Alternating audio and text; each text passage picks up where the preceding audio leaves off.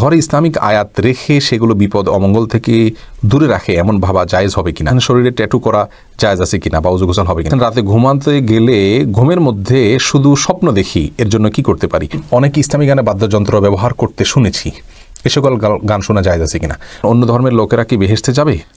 এরপরে জাহিদুল রাকিব আপনি জানতে চেয়েছেন ঘরে ইসলামিক আয়াত রেখে সেগুলো বিপদ অমঙ্গল থেকে দূরে রাখে এমন ভাবা জায়েজ হবে কিনা। আয়াতে বিপদ থেকে দূরে রাখে এটা মনে করার কোনো কারণ নাই, তবে হ্যাঁ কিছু আয়াত আছে যেগুলো পড়লে, যেমন আয়াতুল কুরসি পাঠ করলে বিপদ থেকে আল্লাহ রাব্বুল আলামিন রক্ষা করেন, হেফাজত করেন। অতএব এইটা মনে করাতে কোনো অসুবিধা নেই যে এটার মাধ্যমে আল্লাহ রাব্বুল আলামিন হেফাজত করেন এবং রক্ষা করেন, এর মাধ্যমে আল্লাহ রক্ষা করেন, এটি মনে করাতে কোনো অসুবিধা নেই। কিন্তু এই আয়াতে আমাকে রক্ষা করে দিবে, বিষয়টা এরকম মনে করা উচিত না। মনির খান আপনি জানতে চেয়েছেন শরীরে ট্যাটু করা জায়েজ আছে কিনা বা ওযু গোসল হবে কিনা। ট্যাটু করা জায়েজ নাই। রাসূল আকরাম সাল্লাল্লাহু আলাইহি ওয়াসাল্লাম বলেছেন লাআন আল্লাহুল ওয়াশিমাতা ওয়াল মুস্তাওশিমা, আল্লাহ রাব্বুল আলামিনের লানত বর্ষিত হয় ওই মেয়েদের প্রতি যারা উলকে অঙ্কন করে এবং যাদেরকে অন্যকে অঙ্কন করে দেয়, উভয়ের প্রতি আল্লাহ তাআলা লানত বর্ষণ হয়। অতএব এটি জায়েজ নয়। আর ওযু গোসল হবে না যদি আলাদা স্তর পড়ে যায় তার মাধ্যমে। শান্তা আক্তার জানতেছেন রাতে ঘুমাতে গেলে ঘুমের মধ্যে শুধু স্বপ্ন দেখি, এর জন্য কি করতে পারি? স্বপ্ন যদি যে স্বপ্ন আপনাকে অস্থির করে দেয়, পেরেশান করে দেয়, আপনার কষ্টের কারণ হয়, এরকম যদি স্বপ্ন দেখেন তাহলে সেক্ষেত্রে শোয়ার সময় আপনি ওযু করে শোবেন এবং শারীরিক দুর্বলতা কাটিয়ে শোয়ার চেষ্টা করবেন। শারীরিক দুর্বলতার কারণে মানুষ বাজে স্বপ্ন দেখে কিন্তু অনেক সময়, অতএব সেই বিষয়টা খেয়াল করবেন।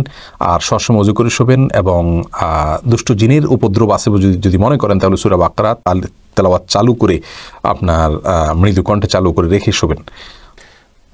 সরদার মোহাম্মদ জানতে চেয়েছেন অনেক ইসলামী গানে বাদ্যযন্ত্র ব্যবহার করতে শুনেছি, এ সকল গান শোনা জায়েজ আছে কিনা।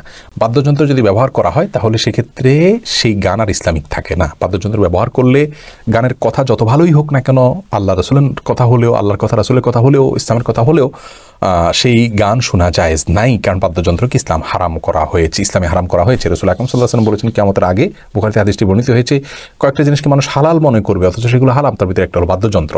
বিধায় বাদ্যযন্ত্রের ব্যবহার হলে সেই গান শোনা জায়েজ নাই। ইসলামী গান আর থাকে না যদি বাদ্যযন্ত্রের সংযোগ হয় কোনো গানের মধ্যে। আজকাল যে সমস্ত ইসলামী গান পাওয়া যায় তথাকথিত ইসলামী গান, এই গানগুলোর পেছনেও ব্যাকগ্রাউন্ডেও অত্যন্ত সূক্ষ্মভাবে মিউজিক মিশিয়ে দেওয়া আছে, মিউজিকের গুঁড়া দেওয়া আছে। শূকরের গোশত খাওয়া যেরকম হারাম, কোনো খাবারে শূকরের গোশতের ছিটা বা গুঁড়ো করে পাউডার ছিটিয়ে দেওয়া সেটাও হারাম। একইভাবে সরাসরি বাদ্যযন্ত্র যেমন হারাম, ইসলামী গানের মধ্যে বাদ্যযন্ত্রের সূক্ষ্ম ব্যবহার যে পাঠক বা শ্রোতা বুঝতে পারছেন না, দর্শক বুঝতে পারছেন না, এটাও হারাম। বিধায় এগুলো থেকে আমাদের বেঁচে থাকা উচিত। ফারুক আহমেদ জানতেছেন অন্য ধর্মের লোকেরা কি বেহেশতে যাবে? অন্য ধর্মের লোকেরা বেহেশতে তো যেতে চায় না, যে জান্নাত তো আল্লাহ রাব্বুল আলামিন সৃষ্টি করেছেন যাদের জন্য, অন্য ধর্মের লোকেরা সেই জান্নাতে যেতে চায় না। তারা যদি জান্নাতে যেতে চায় তাহলে তো আল্লাহর প্রতি ঈমান আনতো। তারা যেখানে যেতে চায় না সেখানে তাদেরকে জোর করে টানতে হবে কেন? তাদের জন্য তো জান্নাত নয়।